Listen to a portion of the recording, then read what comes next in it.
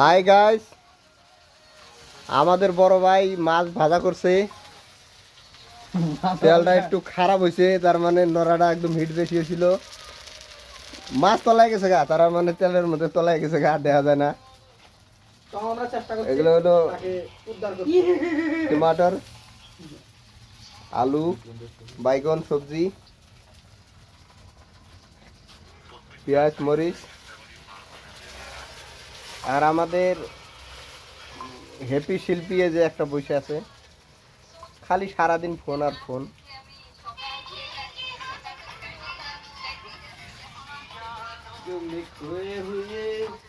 এই মাছগুলো দেখি মাছ এমনি ভাত আছে ইয়ে হয়ে গেছে রে। গরিব মানুষ, রান্দাবাড়ি করা হয় না, কি হয় না, সব চামড়া চুমড়ে উড়ে গেছে, কি করবো এখন।